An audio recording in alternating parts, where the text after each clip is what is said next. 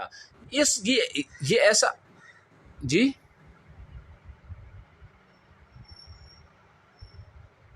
یہ بنو خزاعہ قبیلے سے.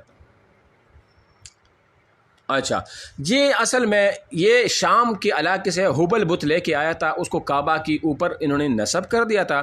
اور ان کے بارے میں کل جیسے میں بتا چکا تھا سیرت النبی میں, ہم اس کو پڑھا بھی ہے اور پڑھیں گے بھی, کہ انہوں نے خواب دیکھا, خواب میں ایک جن آ گیا اور اس جن نے اس کو خواب میں کہا کہ آپ جائے اور وہ جو 5 بت تھے نا, اس کا واقعہ پورا ڈیٹیل کے ساتھ کل میں بتا بھی چکا ہوں, وہ اسکرین ریکارڈ میں بھی ہوگا, کہ وہ جو ود, یعوق, یعوس, نصر, جو 5 جو بت تھے جو ادریس علیہ السلام کے بیٹے تھے, اور بعد میں وہ جو ہے نا صحیح توحید پرست اور صحیح مسلم تھے. بعد میں لوگوں نے ان کے مجسمے بنا لیے اور پھر ان مجسمے کے بعد میں لوگوں نے پوجا پاٹ شروع کی تھی. تو وہ مجسمے جو تھے وہ جدہ میں کہیں پر مدفون تھے. یہ عمر ابن لحی وہاں چلا گیا اور ان بتوں کو کیا کر دیا, ان کو نکال دیا. تو پھر جب لوگ حج پر آ جاتے تھے نا بیت اللہ کی طرف, تو انہوں نے ہر قبیلے کو ایک ایک بت دے دیا. وہ بت وہ لے کر ہر قبیلے نے اس کی پوجا پاٹ وہ شروع کر دی. بعد میں اور بھی کچھ بت بن گئے, جیسے مثال لات, منات, غزہ وغیرہ یہ, اور نائلہ, آصاف, یہ عورت نما بت تھی, عورت ان کی پوجا پاٹ وہ کرتی تھی. آصاف جو تھا یہ صفا پر نصب تھا, اور نائلہ جو تھا یہ مروہ کے مقام پر جو ہے نا وہ نصب کیا گیا تھا. تو ٹھیک ہے, یہ بت پرستی عرب میں پھیلانے والا جو شخص تھا وہ تھا عمر بن لحی, جس کا اصل نام تھا ربیعہ بن حارثہ. اور یہ آدمی آپ علیہ الصلوۃ والسلام کی بعثت سے تقریباً 300 سال پہلے گزرا ہے. کتنے سال؟ 300 سال وہ پہلے وہ گزرا ہے.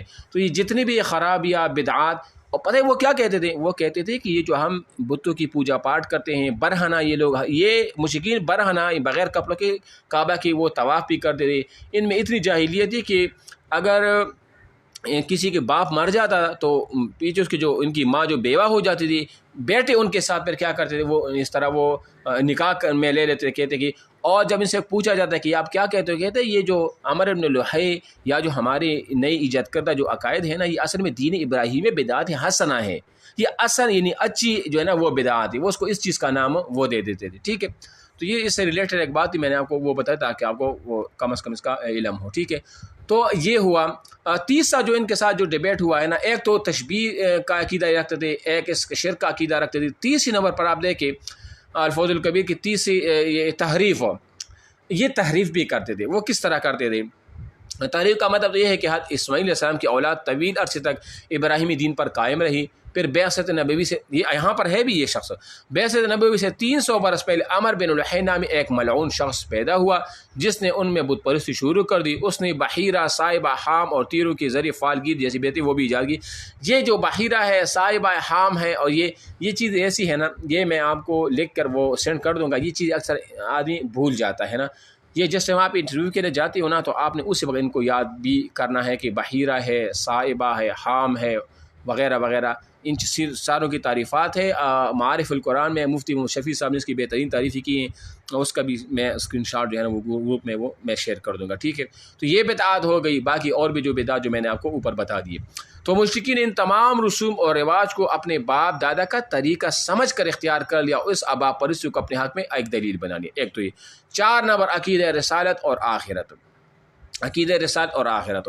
دیکھو انہوں نے انبیاء کرام کا بھی کیا کر دیا, انہوں نے انبیاء کرام کا بھی انکار کر دیا. اچھا, اس کی وہ ایک وجہ وہ بتا رہے تھے کہ ہم انبیاء کرام کی کیوں نہیں مانتے, آپ علیہ السلام کی رسالت کو وہ کیوں نہیں مان رہے تھے.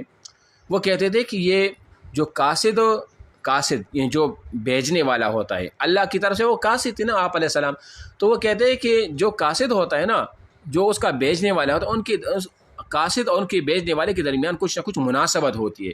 انہوں نے کہا ہم ایسے نبی کو کیوں مانیں, قرآن میں بھی اللہ نے اس کا ذکر کیا. وہ کہتا ہے یہ تو ہماری طرح بازاروں میں بھی گھومتا ہے, ہماری مثل ہے, ہماری طرح کھانا بھی کھاتا ہے, پیتا بھی ہے, بیٹھتا بھی ہے, سوتا بھی ہے. ایسا تو نبی نہیں ہو سکتا. نبی کی تو ایک الگ شان ہوگی نا, جو ہم سے کچھ مختلف ہوگا. اگر یہ ہماری طرح ایک انسان ہے جس کی آنکھیں بھی ہے, ناک بھی ہے, سر بھی ہے, بال بھی ہیں, ہاتھ بھی ہیں, پیر بھی ہیں, اب یہ کیسے نبی ہو سکتا ہے؟ اور یہ کہتا ہے کہ میں اللہ کی طرف سے قاصد ہوں, پیغمبر ہوں, تو کم از کم اللہ اور اس کے قاصد کے درمیان تو کچھ نہ کچھ وہ ہونی بھی چاہیے, مناسبت ہونی چاہیے, کچھ ہم مثل ہونا چاہیے. تو یہ تو کچھ بھی نہیں ہے, ہم تو اللہ کو دیکھ بھی نہیں سکتے, ہم نے کبھی دیکھا بھی نہیں ہے, اور اس کو ہم دیکھ رہے ہیں. تو یہ کیسے پاسبل ہوگا ہمارے لیے کہ ہم اس کو کیا کریں, وہ نبی مان لیں. تو اس وجہ سے انہوں نے کیا کر دیا, وہ رسالت کا جو ہے نا وہ انکار وہ انہوں نے وہ کر لیا. ٹھیک ہے. تو یہ عقیدہ رسالت اور آخرت میں یہ جو تھا نا وہ جس طرح میں نے بتا دیا, انہوں نے بھی یہی کچھ سارا کچھ لکھا ہے. مثال نبی کھانا کیوں کھاتا ہے, پانی کیوں پیتے, الگ انسان کے فرشتوں کو کیوں نبی نہیں بنایا, ہر شخص کے پاس الگ الگ وحی کیوں نہیں آتی, غیر اس طرح کی بہت سے نامعقول باتیں تھی جو ان کا عقیدہ وہ بن چکی تھی. ٹھیک ہے. تو یہ ہوا. اور اس طرح رسالت کی بھی وہ انکار کر, رسالت کا انکار تو اس کا آخرت کا اس کا ذکر بھی اللہ نے کیا ہے نا, کہ مثال یہ کہتے ہیں کہ انا لمردودون والناجعات غرقا والناشطات نشطا والسابحات سبا فالسابقات سبقا فالمدبرات امرا یقولون انا لمردودون الی الحافظ. وہ کہتے ہیں نا کہ ہم دوبارہ اپنی پہلی حالت کی طرف لوٹائے جائیں گے. اذا كنا عظاما نخرا, جب ہم بوسیدہ ہڈیاں ہو چکے ہوں گے ہماری, تو یہ کیسے پاسبل ہوگا کہ ہم دوبارہ جو ہے نا وہ زندہ ہوں گے. تلک اذن کرۃ خاسرہ, اگر ہم دوبارہ لوٹائے جائے تو یہ تھوڑی خسارے والی بات ہوگی وغیرہ. تو یہ اس طرح کی باتیں وہ کر دیتے. تو اس وجہ سے انہوں نے کیا کر دیا, یعنی آخرت کا بھی وہ انکار کر دیا. اصل میں بنیادی بات کیا تھا, اگر میں آپ کو بتا دوں نا, اصل میں یہ جہاں بھی عقل پرستی ہوتی ہے نا, عقل کی پوجا پاٹ شروع ہو جاتی ہے نا, اور دین کو پس پش ڈال دیا جاتا ہے, تو وہاں پر اسی طرح کے مسئلے مسائل وہ پیدا ہوتے ہیں. ٹھیک ہے نا. تو زیادہ تر لوگ جو آج کل کے جو لوگ ہیں, زیادہ تر جو ماڈرن قسم کے وغیرہ لوگ ہیں, اصل میں کیوں لوگ گمراہی کی طرف جا رہے ہیں, وہ اس کی اصل وجہ یہی ہے کہ لوگ کہتے ہیں کہ ہماری عقل ہی نہیں مانتی, یعنی ہماری عقل کی خلاف ہے. دیکھو دین جو ہے نا وہ عقل کے تابع نہیں ہے, عقل دین کا تابع ہے.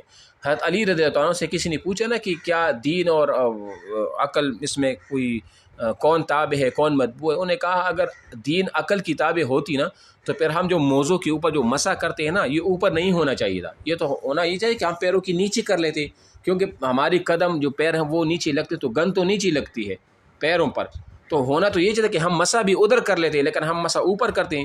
تو انہوں نے کہا کہ عقل کا تقاضا تو یہ ہے کہ مسح نیچے ہونا چاہیے, لیکن شریعت یہ کہتا ہے کہ نہیں آپ اوپر کریں, لہٰذا ہم شریعت کو مان لیتے ہیں. بس یہاں بچے نا اس چیز کو کیا کرنا ہوتا ہے, وہ قبول اور ایکسیپٹ کرنا ہوتا ہے, ورنہ پھر بندہ خسارے میں چلا جاتا ہے. ٹھیک ہے. تو یہ بات آج ہو گئی. آج میں تو کہتا ہوں اتنا ہی, آج پہلا دن ہے, تو میں پہلے خلاصہ پھر بھی بتا دوں کہ آج ہم نے الفوظ الکبیر کو شروع کر دیا. اس میں ہم نے پہلے علوم خمسہ کو, جس کو علوم پنجگانہ بھی کہا جاتا ہے, 5 علوم بھی کہا جاتا ہے, یہ پڑھ لیا کہ مثال کے